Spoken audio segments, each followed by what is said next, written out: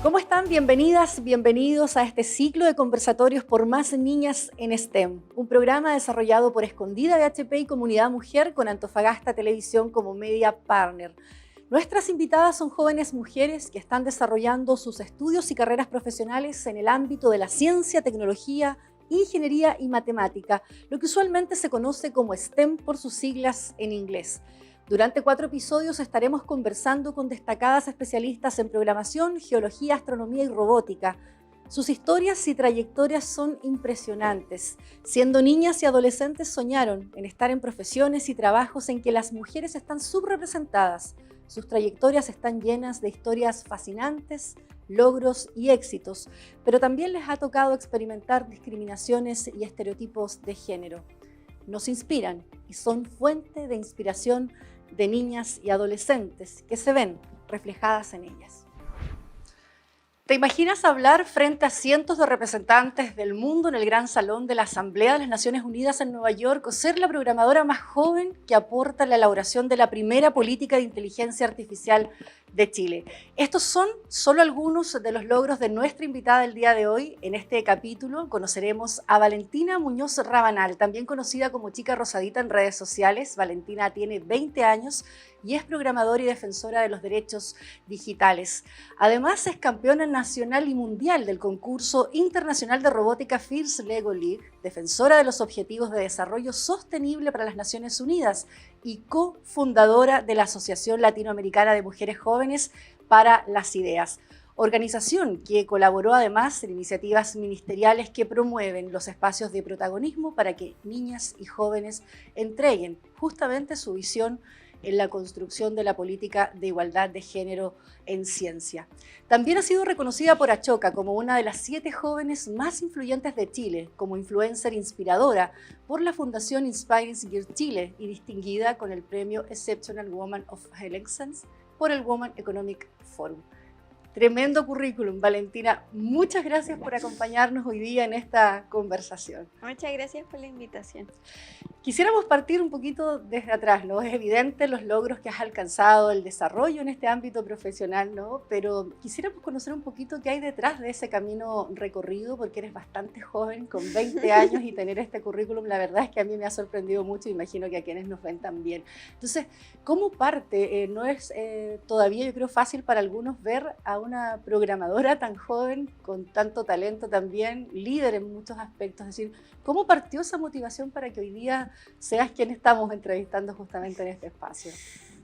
Creo que, bueno, hay un término que usamos en el activismo que es el adultocentrismo. Esta idea como de que los adultos son el centro de la sociedad, entonces siempre estamos esperando a ser adultos para hacer cosas, como de ¿qué quieres ser cuando grande? Y es como, no, ¿qué quieres ser mañana? ¿Qué quieres ser hoy? O ¿qué vas a hacer cuando salgas del colegio? O de, oh, yo cuando trabaje quiero hacer tal cosa. Y en realidad estamos perdiendo mucho potencial, mucha mano de obra, mucha energía que tienen los jóvenes. Y que creo que es súper importante también porque la representación que uno hace es desde un punto de vista desde afuera. Cuando uno habla como de los jóvenes, siendo ya no una persona joven, es una representación, cuando en realidad lo que podríamos hacer es protagonismo. De por qué no los jóvenes hablan de lo que le pasa a los jóvenes, por qué no los jóvenes generan soluciones para sus problemáticas. Creo que eso es un punto muy importante y en realidad es como estamos siempre esperando a que haya un futuro que es muy incierto y en realidad las cosas podríamos estar haciéndolas hoy. Y ese clic, esa diferencia probablemente no les pasa a todos los jóvenes. Puede haber mucha inspiración o motivación de decir quiero hacerlo hoy, pero a veces se necesita o una red o alguien que sirvió de inspiración o de referente. ¿Cómo fue tu círculo, tu familia, tus amigos? ¿Alguien fue impulsando eso o realmente ese clic y ese chip de diferencia que uno podría decir estaba, tú crees, desde la primera infancia? Para mí fue súper importante el colegio en el que estudié. Yo estudié en un liceo emblemático, Liceo Carmela Carvajal en Santiago, y los liceos emblemáticos son muy reconocidos por ser como líderes del movimiento estudiantil. Entonces, uno entra al liceo con esta idea como de vas a hacer cosas importantes mientras estás aquí. y asistes a asambleas, tienes votaciones, es como una mini ciudad en tu colegio y ejerces la ciudadanía desde muy chiquitita. Entonces creo que ese tipo de cosas a mí me cambiaron el switch así totalmente, como de puedo hacer cosas ahora, cosas que impacten ahora y a mis pares. Eso es importante lo que tú dices, Valentina, porque no se trata muchas veces de escoger la carrera correcta o de escoger una profesión en la que nos vamos a desarrollar, sino que el impacto y cuánto podemos también incidir, ¿cierto?, a nivel social, es algo que hoy día se está planteando mucho más en los debates, pero que hace años no pasaba. ¿Tú sientes que muchas veces también tiene que ir más allá de ese rol de no solo primero la carrera que escojo, sino para qué o por qué la quiero escoger? ¿Crees que es importante eso hoy? Sí, creo que muchas veces uno piensa que como que esta frase como de uno vive para trabajar o trabaja para vivir, y es como, no sé, creo que tenemos y crecemos con esa idea como de que el trabajo es simplemente algo que uno hace para sobrevivir y tienes que hacerlo porque es lo que hay que hacer, y en realidad el trabajo tiene que ser algo que nos llene. Por ejemplo, fui hace poco a un seminario en Coquimbo y le preguntaron a uno de los expositores, ¿qué es para ti el trabajo decente? Y él decía, bueno, podría darte como la descripción de que trabajo decente es bla, bla, bla, pero en realidad para mí trabajo decente es un trabajo que te llene, es un trabajo que te hace sentir, oh, lo que estoy haciendo es importante, lo que estoy haciendo me hace sentido. Y creo que desde ahí nace, como por ejemplo en mi ámbito, que es la tecnología, muchas veces la tecnología no está al servicio de las personas, sino las personas al servicio de la tecnología. Y eso nace desde esta idea como de estamos desarrollando tecnología por desarrollarla y no para solucionar las problemáticas que las personas tienen. Ahora, cuando hablamos de tecnología también todavía es algo poco usual, ¿cierto? Tenemos las estadísticas, muchas veces se le pregunta a padres y madres qué quieren para sus hijos también en el futuro, ¿no? La mayoría responde carreras obviamente STEM o ligadas a estas áreas para sus hijos, pero a diferencia no lo quieren así para sus hijas, ¿no? A veces lo que tú hablabas de esta imposición de la familia de esperar que tengas 18 y más encima decidir sobre tu futuro para lo que quieren que seas, ¿cierto?, en el desarrollo profesional. Entonces, ¿cómo ves también ahí la decisión que se puede ir tomando respecto de las carreras? Todavía hay muchos estereotipos respecto de que existen carreras masculinas y femeninas, pese a que hemos ido avanzando muchísimo a nivel país, ¿no? Pero ¿cómo se hace ese quiebre y esa diferencia? Hablabas del colegio, de los círculos de la primera infancia o de la adolescencia probablemente, y esos estereotipos siguen estando aún presentes en muchos establecimientos educacionales hoy día. ¿Cómo ves que también se avanza en eso y cuánto de poder romper esas barreras ves tú que se van dando en las generaciones hoy día? Creo que es multifactorial. No pasa solamente en las escuelas ni solamente en la casa, sino que una cosa involucra a la otra. Y creo que la familia cumple un rol muy fundamental, porque es nuestra primera escuela es la casa. Entonces, desde ahí nacen como nuestras visiones de lo que podemos llegar a ser, y creo que muchas veces también nos pasa con la tecnología que ignoramos, que es como un mundo al que hay que acceder. Siempre olvidamos como el acceso a la tecnología, y las mujeres tienen menos acceso a la tecnología, tienen mucho menos probabilidad de tener un trabajo en ciencia y tecnología, menos probabilidad de tener un celular. Entonces, a nivel mundial son datos que te dicen, le estamos pidiendo a las niñas que se dediquen a la ciencia y la tecnología cuando no conocen lo que es la ciencia y la tecnología, cuando no están dentro de ese mundo. Entonces creo que es importante entender el acceso como algo global, algo cultural, es decir, el acceso a Internet, por ejemplo, es un derecho humano a estas alturas de la vida, y tenemos que hacer que ese acceso sea universal, sea gratuito y que sea con un enfoque de género. Y no significa que le vamos a dar más Internet a las niñas, sino que vamos a dar el Internet en equidad para todas las personas. Creo que también es importante el que los jóvenes también podamos educar a las personas más grandes. Entonces, muchas veces estamos esperando que los adultos entiendan cosas desde un contexto muy distinto. Es como, ay, yo quiero que mi mamá sea feminista, pero tal vez mi mamá creció en un entorno muy distinto, tenía unos papás que pensaban de una manera, fue a un colegio en el que le enseñaron ciertas cosas. Los cambios son graduales Y nosotros en este momento, mi generación, tiene mucho acceso a la información. Y creo que es también nuestro rol ir y compartir esa información con nuestros papás, con nuestros abuelos, y ojalá que ellos también tengan la disposición de aprender de nosotros. No siempre tiene que ser los adultos enseñándole a los más chicos, sino que es algo recíproco, y creo que el diálogo intergeneracional nos enriquece muchísimo. Valentina, y en ese camino, ¿dónde fuiste encontrando? Porque una cosa es decir, mira, yo quiero lograr algo a tus 15 o 16 años, pero encontrar quizás, no sé, el primer curso de programas para programar, o encontrar algún referente que te apoyara, no sé si entrando formalmente de manera presencial, online. ¿Cómo está hecho también el camino hoy día en Chile para quien quiere y dice, mira, voy a tomar este desafío? O sea, ¿cómo fue para ti, por ejemplo? Cuéntanos esa experiencia de decir, fuera de cámara me contabas, siempre quise ser hacker. Entonces, yo creo que a muchos se le puede ocurrir hoy día, ¿no? Pueden tener cierta inclinación por esta área de desarrollo y de ciencia y de tecnología, pero no saben a veces dónde, cómo lograste ir abriéndote esas puertas o metiéndote, de qué manera. Yo siempre he dicho que soy muy afortunada. Creo que he estado en los lugares correctos, en las oportunidades correctas, y he sabido tomarlas. Mi primer acercamiento con la tecnología fue porque mi mamá trabaja en ventas y estuvo trabajando un tiempo en Telefónica. Y mi mamá siempre me llevó a su trabajo porque a ella le interesaba mucho que yo viera lo que ella hacía, que la acompañara en su día a día. Y yo ahí me acerqué a la tecnología, a lo que hacían los hackers, a los que hacían como en ciberseguridad y eso. Y siempre lo tuve como, oh, me encanta, como idealizado.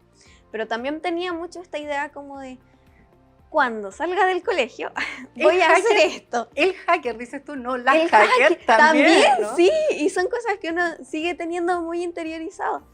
Y cuando yo entré al liceo, en mi liceo, que es emblemático, es público, gratuito, pero igual al ser emblemático tiene otros recursos. Entonces igual teníamos un taller de programación, o sea, un taller de robótica. Y la robótica es programación y construcción de robots. Entonces yo me enamoré de la programación. La verdad fue como amor a primera vista, y era gracioso porque cuando eres más chiquita entras al taller y lo más común es que quieran construir robots, como que es la parte más llamativa.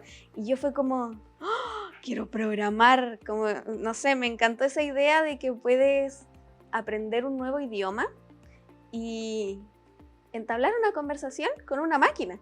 Estás hablando el lenguaje de las máquinas. Lo encontré tan maravilloso que yo dije, no, quiero aprender y quiero hacer esto el resto de mi vida. Y desde ahí, bueno, también fue como esta idea de, puedo empezar ahora. Y desde ahí me puse a buscar simplemente, y siempre he sido como de, no sé, la idea de que lo peor que te pueden decir es no, y después de un no, va a haber otro no, pero en algún momento va a haber un sí. Entonces, como que en pedir no hay engaño. Es como, si hay una posibilidad, hay que intentarlo. Y desde ahí yo siempre empecé a postular como a los cursos, a los talleres, becas, y muchas veces me dijeron que no porque era mujer, me pasó. Muchas veces me dijeron que no porque era muy joven, me decían como, no, es que esta beca es para mayores de 18 años, y yo como, pero quiero hacerlo ahora. Y después de muchos no, habían un par de sí, y era como, toda esta posibilidad de, no sé, ir a un curso, ahora hay muchas más organizaciones que en ese momento, pero por ejemplo, Hack Girls es una fundación que hace talleres como de hacker para niñas, y es súper interesante porque es gratuito, te juntas con otras niñas que tampoco saben nada, solo quieren como conocer ese mundo, y ahora hay muchísimas más organizaciones. Está Technovation, está Revolución STEM, Amuji, y muchas otras iniciativas que en ese momento no existían. También esto como de poder hacer cosas online que nos trajo la pandemia, yo creo que es una oportunidad maravillosa, porque en ese tiempo también me pasaba que me decían como, ay sí, súper, quedaste para tal curso gratuito y es a las 8 de la mañana todos los días en la Florida, y yo vivía en Quilicura. Entonces era como, me tengo que levantar a las 5 de la mañana todos los días para poder cruzar toda la región metropolitana y llegar a este curso. Entonces ahora hay muchas otras opciones que creo que uno tiene que perderle el miedo y postular, pedir, y en algún momento te van a ir diciendo que sí, y te vas a dar cuenta, por ejemplo, en el tema de la programación, que es muy de autodidacta. Como lo que hablábamos delante, de nadie llega a la universidad y dice, hola, quiero estudiar hackerología. En realidad lo que tú tienes que hacer es ir estudiando programación, y eso es algo que la mayoría de los programadores aprenden no en la universidad, sino que en su día a día, es algo que aprenden también con cursos. Yo no he gastado ni un peso en aprender a programar, todo gratuito, y creo que hoy día hay muchísimas más oportunidades para hacerlo. Valentina, quiero ver dos temas. Recién hablaste un poco de discriminación y quiero que abordemos también eso, en lo que te ha tocado a lo mejor a veces enfrentar. Primero por ser joven, por ser mujer, es como una doble discriminación. Sí. Pero antes, contar quizás un poquito, porque hay muchos que nos están viendo y les puede interesar qué hace en definitiva un programador. Tú decías, este es el lenguaje de las máquinas. ¿Cuál es el campo hoy día? Porque parece cada vez más amplio, ¿no? A los lugares donde tú podrías llegar e impactar finalmente a nivel social, ¿no?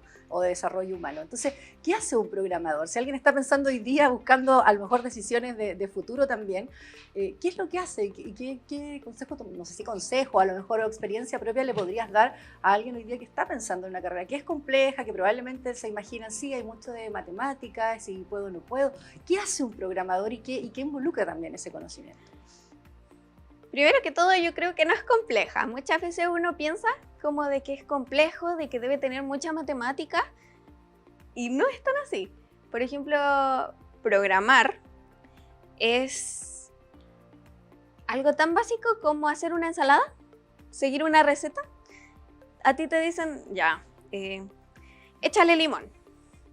Tú podrías ir, tomar el limón y echarlo encima de la lechuga entero, y la ensalada no está hecha, obviamente. Entonces, una buena receta tendría que decirte, toma el limón, pártelo por la mitad, exprímelo, lo botas a la basura, revuelves la ensalada. Eso es una programación. Entonces, cuando uno habla de ser programador, en realidad es adquirir una nueva habilidad que lo que hace, bueno, se llama pensamiento computacional. Es pensar como una máquina. Si yo fuera una máquina que no sé hacer una ensalada, tú me das las instrucciones y voy a tirarle el limón entero probablemente. Si tú me das las instrucciones correctas, yo te voy a entregar una ensalada. Pasa exactamente lo mismo cuando uno hace todo tipo de análisis como paso a paso en nuestra vida cotidiana. Programar no significa que voy a estar diciéndote como HTML, no sé. Programar es entender el paso a paso de las cosas y saber cómo expresarlo de la manera correcta. De hecho, programar es exactamente igual que cuando uno habla. Por ejemplo, yo te puedo hablar en español, te puedo hablar en inglés, te puedo hablar en francés. Con la programación pasa lo mismo. Programadores que hablan en Python, en Java, en muchos lenguajes, y en realidad lo que tienen en común es el pensamiento computacional. Y me gusta expresarlo como que los programadores somos los humanos que hablan con las máquinas, porque siento que es la forma más simple de explicarlo. Cuando uno ve una máquina, no ve el trasfondo que hace que esa máquina funcione. Y hoy día estamos rodeados de máquinas. Nuestros celulares, nuestras cámaras, las luces también. Hay un montón de cosas que es como una luz que cambia de color cuando estamos aquí, o que se prenda solamente cuando hay personas. Hay una programación detrás de eso.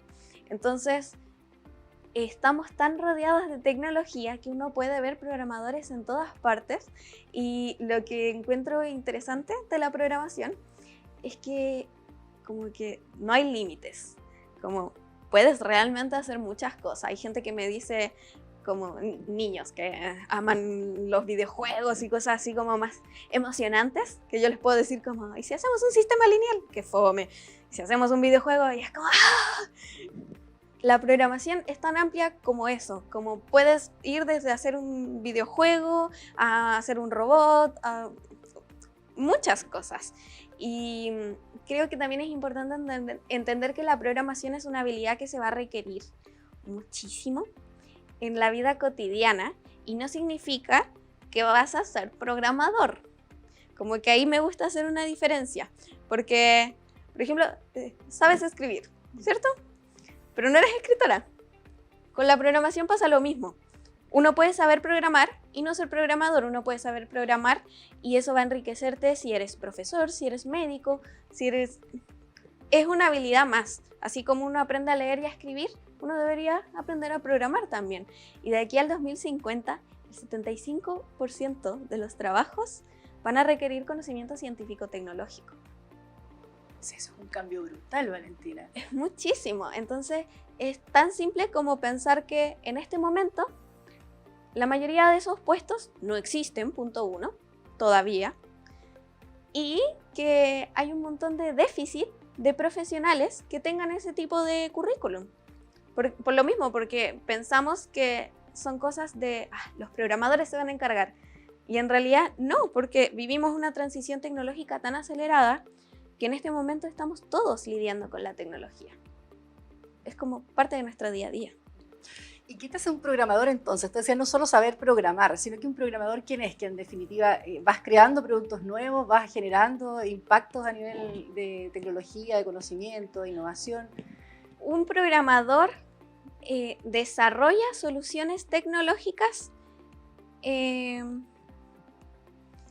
pero a través del pensamiento computacional, como de cómo podemos hacer que esto se sistematice, como de hacer que todo pase por aquí y salga de la misma forma.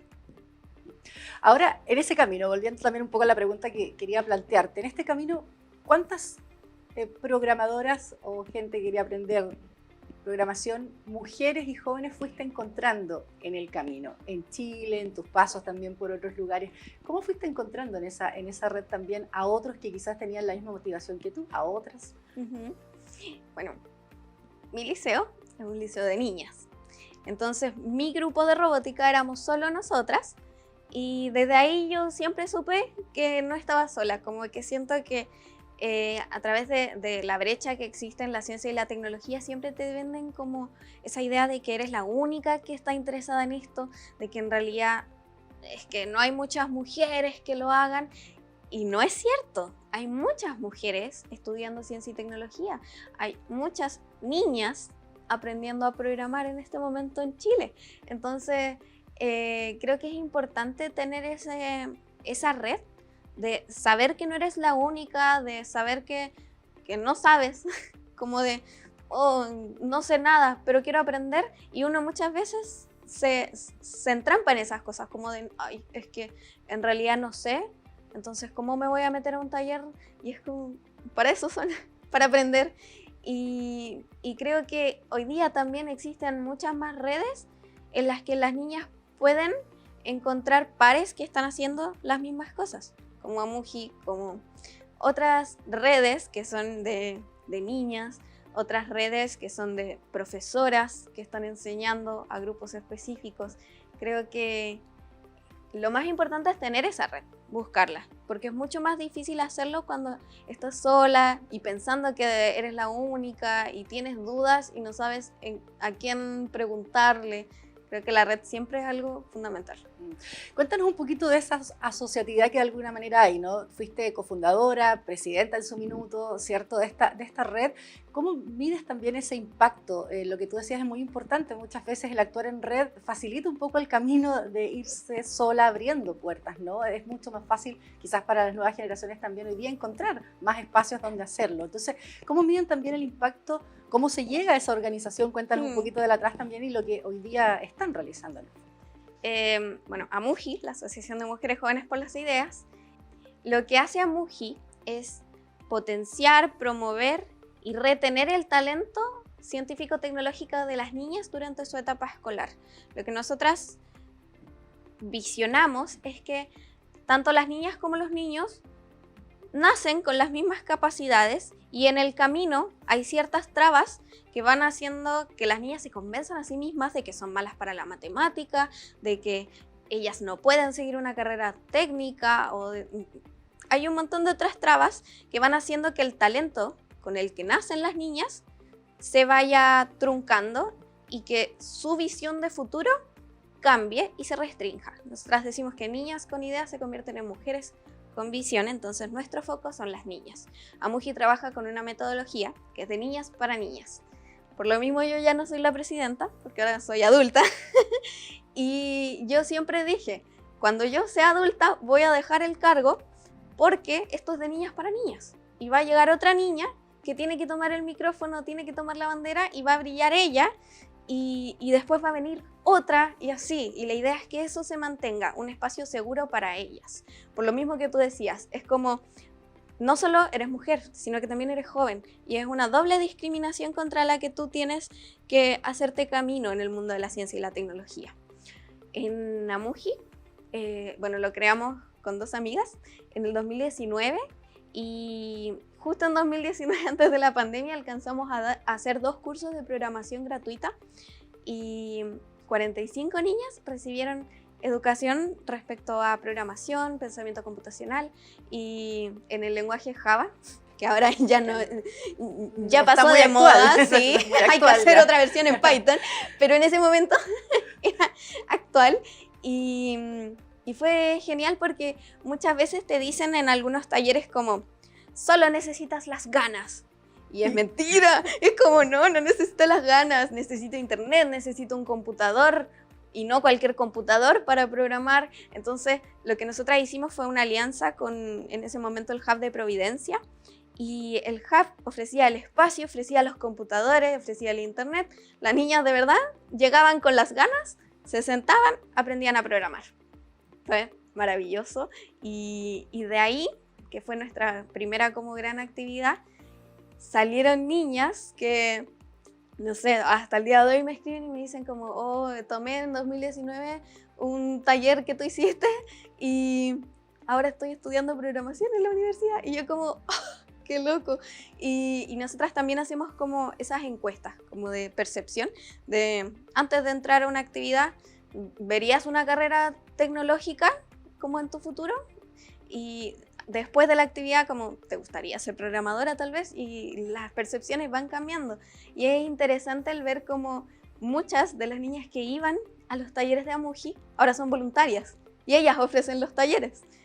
Como esa red como colaborativa creo que es importante y se da en muchas organizaciones, no solamente en Amuji. ¿Y cuál es el desafío ahí hoy día en Amuji? ¿Saltar a todavía tener más alcance, quizás más territorial en el resto de regiones, convocar a otros? ¿Cuál es un poco el desafío también que ves en eso o en las nuevas generaciones que se han hecho cargo también de aquello? ¿O qué necesitarían como desafío también para otros apoyos u otras redes también respecto a recursos, instalaciones? Sí, por ejemplo, el nuevo directorio están viendo la posibilidad de gestionar socios, de personas adultas que quieran colaborar con la causa y que tal vez tienen no sé, poder adquisitivo, como de financiar ciertas cosas que las niñas no tienen. Entonces, como de no tomar el protagonismo de la causa, sino de colaborar desde su vereda también. Y sí, estaban full con el trabajo de regiones.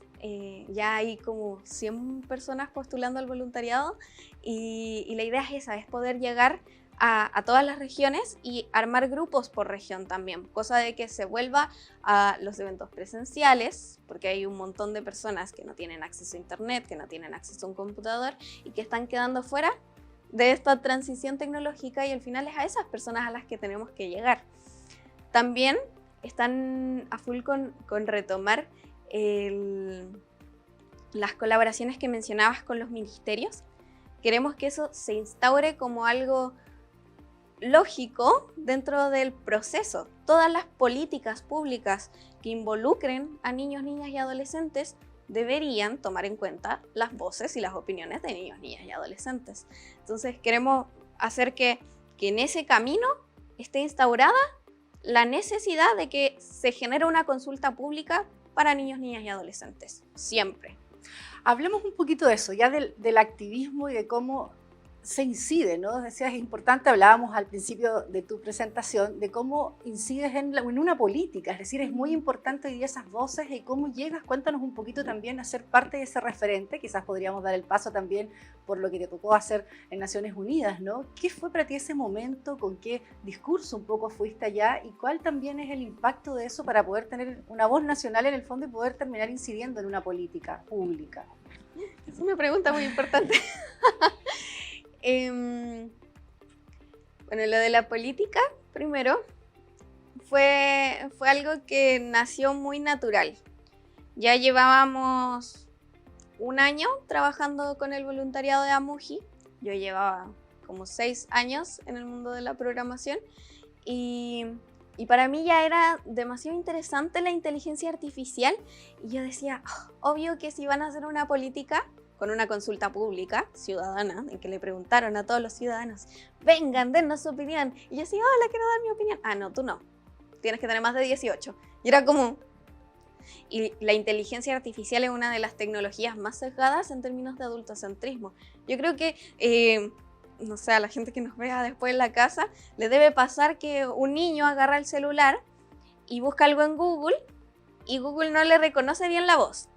Y uno piensa, ay, tal vez porque el niño no habla tan bien, tal vez porque el niño, no sé. En realidad es porque los reconocimientos de voz trabajan con inteligencia artificial y son testeados, los prueban en hombres adultos y los hombres adultos suelen tener voces muy graves. Entonces las voces de los niños, que son voces agudas, no se reconocen en ese tipo de inteligencia artificial. Y eso pasa en muchísimos otros ámbitos de la inteligencia artificial porque el testeo suele hacerse en personas adultas. Pero hoy día yo creo que los niños aprenden a usar YouTube antes de lo que aprenden a hablar. Y creo que es importante también que se entienda que no solamente los desarrolladores de tecnología tenemos la responsabilidad de regular como este tipo de tecnologías, sino que los usuarios, que puede ser tú, que puede ser un niño de 2 años, que puede ser un señor de 70, todas las personas que usan la tecnología, que son usuarios, tienen también la responsabilidad y deberían tener la oportunidad de opinar respecto a cómo estamos regulando estas tecnologías, porque son parte de ese proceso. Fue con toda esta idea que yo dije, bueno, tenemos que hacer algo para que las voces de niñas y adolescentes estén instauradas en esta política. Se cerraba como el proceso para enviar opiniones en agosto y yo estoy de cumpleaños el 21 de julio. Entonces yo les dije, hagamos el proceso completo con niñas. El 22 de julio voy a tener 18, voy a ser adulta, firmo y lo mando. Y eso hicimos. Y juntamos a más de 100 niñas a las que les enseñamos qué era la inteligencia artificial, cómo se testea, cómo se desarrolla, cuáles son los sesgos que existen. Hicimos una jornada de diálogo en colaboración con UNICEF para ver cuáles eran sus aportes a esta política, desde la postura de las niñas.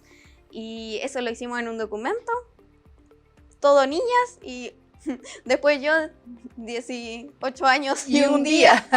Claro. Perfecto, y ya, firmando. Y de hecho el ministerio después nos citó como a pedirnos disculpas, entre comillas. Nos mandaron a La Moneda, nos hicieron un desayuno. Fue como, nos enseñaron un montón, porque nosotros lo primero que pensamos fue, ¿qué van a saber los niños sobre inteligencia artificial? Y en realidad el aporte que nosotras habíamos entregado era mejor que personas que llevaban 15 años trabajando en el área. Como, ustedes pensaron en cosas que nosotros nunca habíamos pensado. Y fue como, ¿por qué no eres un niño? Como ya no eres un niño, entonces no ves las cosas de la misma forma. Y no, fue maravilloso. Y de hecho ese proceso lo que queremos que se haga sistemático en el resto de las políticas públicas. Claro, que no se trate solo de esa fotografía de ese momento, sí, sino que en realidad tenga un impacto real, una vinculación real, porque muchas veces hablabas tú de la consulta, ¿no? Pero a veces la consulta queda solo en eso, en una base de datos y un texto que a lo mejor alguien compiló, pero que no se traduce finalmente en una política pública, o no se recogen esas inquietudes. Sí. Incidencia, lo que tú decías, como de ver el producto final y decir, yo estuve ahí. Creo que eso falta, sobre todo en temas de niños, niñas y adolescentes. Y bueno, con esto yo ya llevaba mucho tiempo programando, diciendo que igual la prensa de repente es muy sensacionalista, como que en vez de visibilizar el hecho de que habían más de 100 niñas aportando en la política de inteligencia artificial, se hizo muy viral esto de que yo era la programadora más joven en contribuir a esta política. Y eso trajo muchas cosas buenas, muchas cosas malas, cosas que pasan con las redes sociales, pero también gracias a esta plataforma que me dio, me llegó una carta del secretario general de Naciones Unidas invitándome a ser defensora de los Objetivos de Desarrollo Sostenible, algo que yo nunca pensé, no sabía que existía. Fue como, ¿cómo saben que yo existo? Muchas veces, de hecho, nos reímos como con mi familia porque estoy, no sé, en reuniones internacionales y es como que, no, yo soy de Chile, y te dicen, ¿qué es Chile? Y es como, como uno se imagina que es tan chiquitito que no podrías llegar a tener ese nivel de visibilización.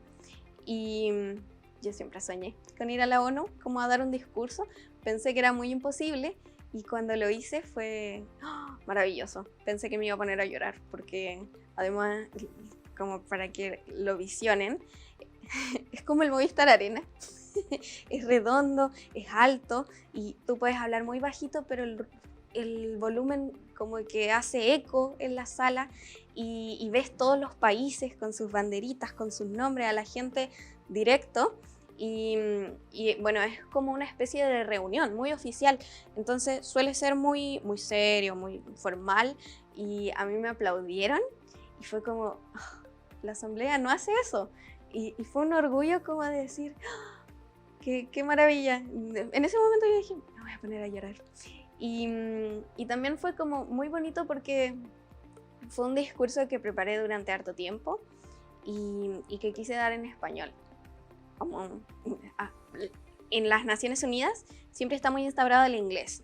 Y a mí me estresa mucho porque de repente te coarta de conectar con personas de tus raíces. Muchas veces estoy en reuniones en inglés hablando con alguien y yo les digo, ay, ¿de dónde eres? Y me dice, de México. Y yo como, ¿por qué estamos hablando en inglés? Es terrible. Entonces siento que es importante que uno también instaure sus raíces latinoamericanas en ese tipo de instancias que se supone que buscan juntarnos, unirnos, conectarnos. Entonces parto mi discurso diciendo que lo voy a hacer en español porque es mi raíz, porque creo que es importante y hablé mucho también de la contingencia. En ese momento se había derrocado el derecho constitucional al aborto en Estados Unidos. Entonces hablé un poco de eso, hablé de la Agenda 2030, de los Objetivos de Desarrollo Sostenible, de por qué es importante que avancemos en eso. Decíamos esto como de, ay, nos dicen a los niños como que somos el futuro, que esperemos estar más grandes, y en realidad algo que veo muy en línea en toda mi generación es la preocupación por el cambio climático, y es como, nadie nos asegura si va a haber un planeta en el futuro en el que nosotros podamos ser protagonistas. Tenemos que hacerlo ahora.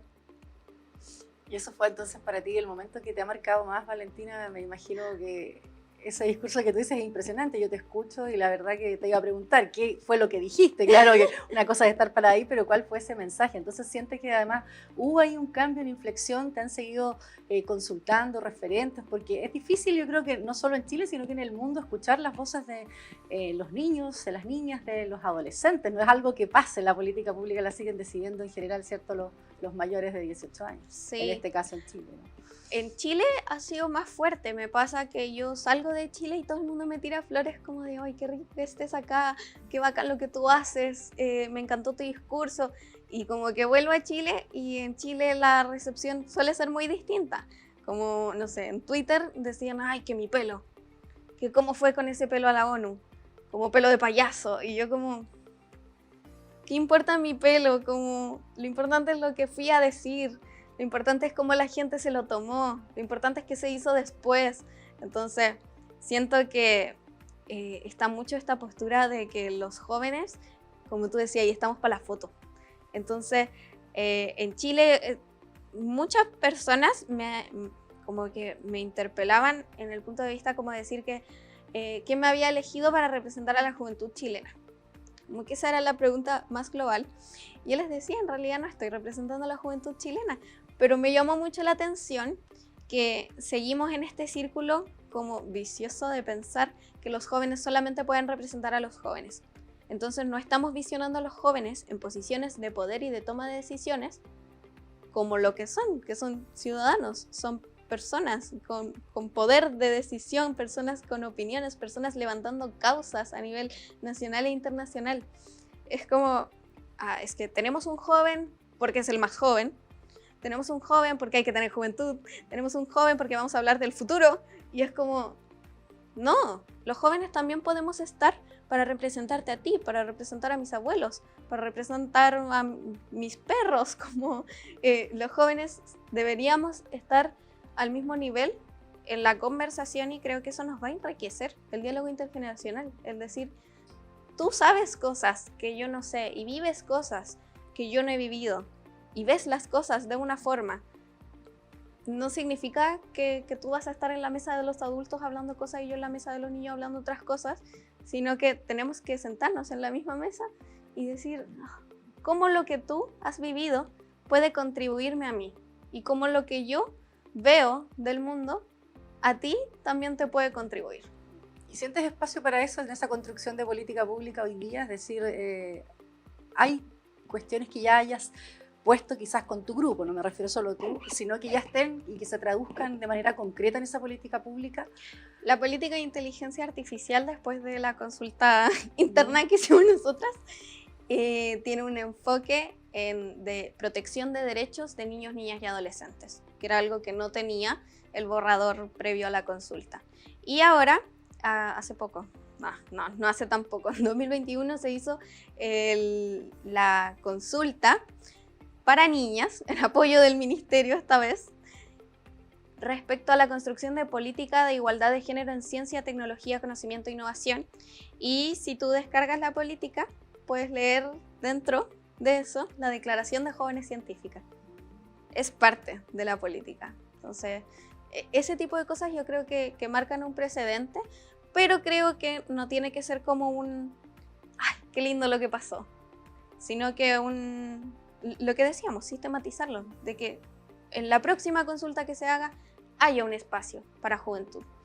Finalmente, Valentina, ¿qué significa también? Yo recién lo mencionabas respecto de ser defensora, ¿cierto?, de los Objetivos de Desarrollo Sostenible, que suena un nombre bastante bonito, pero quizás pocos conocen de qué se trata. ¿Qué significa también ser defensora hoy día de esos derechos en el fondo?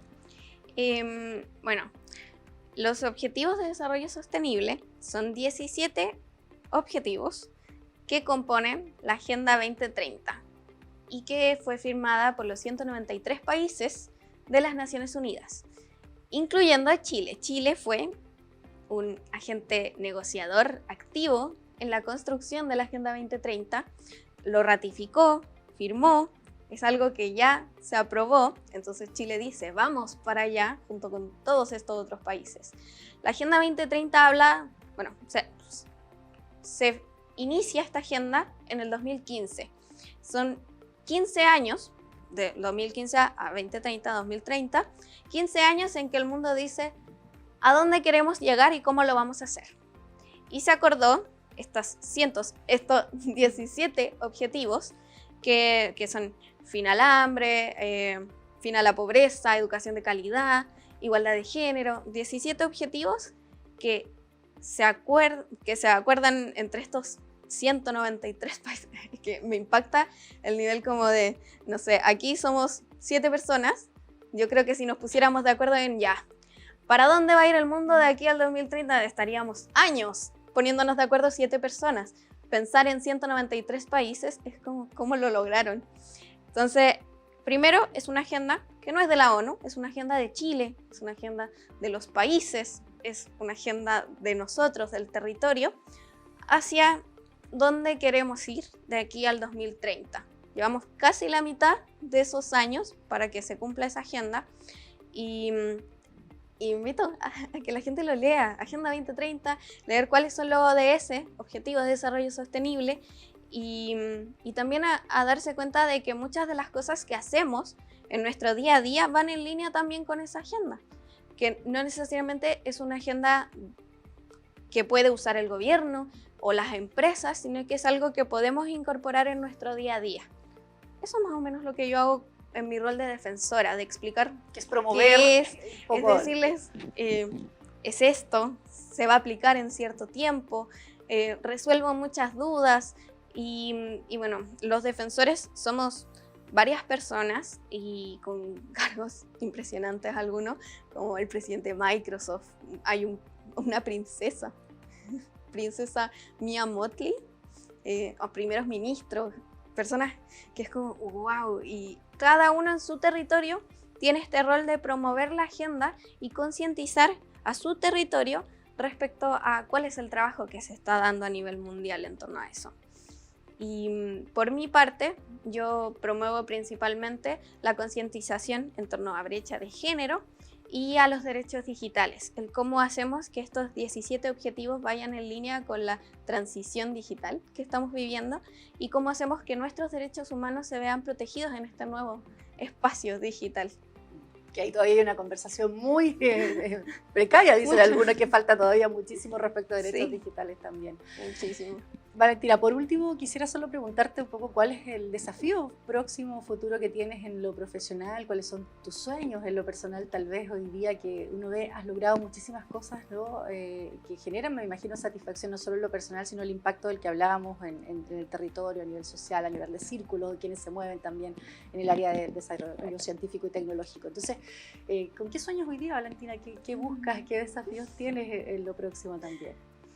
Siento como que muchas cosas que soñaba cuando chica ya se cumplieron y ahora tengo que pensar en nuevos sueños porque ya no me quedan para cumplir. Voy a publicar un libro en abril, un libro para niños, niñas y adolescentes sobre la brecha de género en ciencia y tecnología. Y también estoy organizando la primera convención internacional sobre derechos digitales. Espero que se haga en Chile, de hecho. Pero hay que hacer negociaciones y cosas. Cuesta, dices tú, un poquito más en Chile a veces. Sí, a veces, pero creo que se puede. Chile ha sido líder en muchísimas políticas en torno a derechos digitales. Hemos hablado de neuroderechos, la misma política de inteligencia artificial, algo en que Chile ha sido pionero y creo que los ojos del mundo están en Chile en torno a esa temática. Entonces, hacerlo en Chile para mí, por ser chilena, es como mi territorio bacán, pero además, creo que es un hito que sea en Latinoamérica y que sea de parte del país que está liderando las políticas públicas en torno a ese tipo de cosas. Valentina, respecto del libro, igual es importante, recién hablábamos un poco de los referentes, de las redes, tú también sientes que algunos te denominan hoy día como un influencer, ¿no? En esta materia. Entonces, ¿crees que es importante también lo de los referentes? ¿Tú tienes referentes hoy día o tú misma te has convertido para muchas chicas jóvenes probablemente y niñas también en un referente? ¿Sientes peso hoy día en eso? ¿Qué tan cómodo a lo mejor te sientes? Y también saber si tú tienes algún referente importante hoy día. Siento que es mucha responsabilidad, muchísimo. Ahora pienso todo lo que digo, todo lo que hago, es como, hay niñas mirando, como es importante. Pero me gusta mucho, me gusta saber que tienen a alguien, porque cuando yo era más chica no conocía como referentes jóvenes que yo dijera, ay, esta mujer joven en la tecnología me encanta, quiero ser como ella, y que ahora las niñas digan como, ay, quiero ser como la Vale o la chica rosadita, es como, qué bacán que tengan ese referente, porque era necesario. Y sí, tengo referente, la Barbarita Lara, chilena, la primera persona chilena en entrar a la lista de los innovadores del MIT, menores de 35 años, primera chilena.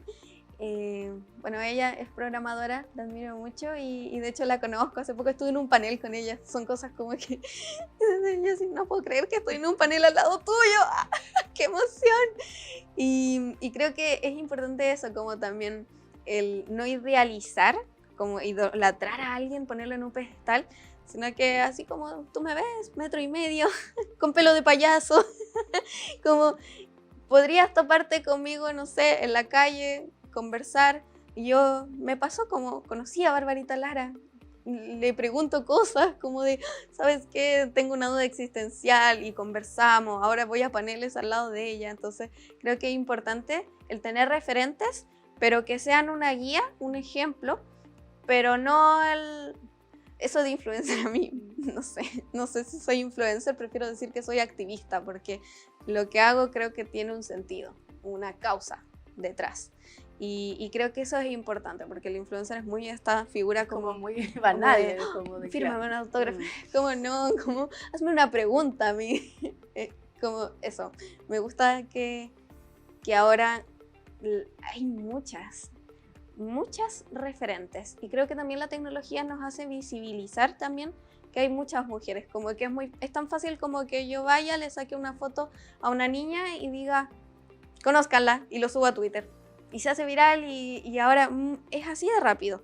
Entonces creo que también nosotros tenemos el rol de visibilizar, de decir, no mostrar siempre a las mismas personas, como ojalá que ya no me suban a mí, que suban, no sé, a Millaray Gómez, que es una amiga que yo conozco, que admiro mucho también en el mundo de la tecnología, que suban a niñas que tienen proyectos escolares, que se muestre que no es una, sino que somos muchas referentes tienes así para elegir. Quiero agradecerte profundamente el que hayas conversado con nosotros, compartido parte de tu vida, de tu trayectoria, de cómo se fueron dando las cosas, de lo que un poco buscas hoy día también sueñas, de cómo se construyen esas redes. Así que muchas gracias por habernos acompañado, Valentina, en este espacio por más niñas en STEM. Sí, muchas gracias a ti también. Bueno, ha sido realmente impresionante esta conversación con Valentina, conocer su trayectoria y cómo ella misma se ha transformado en fuente de inspiración sin duda hoy día para niñas y adolescentes. Trabajemos en conjunto para incentivar las vocaciones científicas y tecnológicas de las niñas en Chile, para ampliar sus sueños y hagámoslo ahora. No podemos seguir esperando un mañana de cambio si no realizamos las transformaciones hoy. Los dejamos invitados para el próximo 24 de noviembre con otra interesante invitada que se dedica a la ingeniería y la robótica. Por más mujeres en STEM. Nos vemos.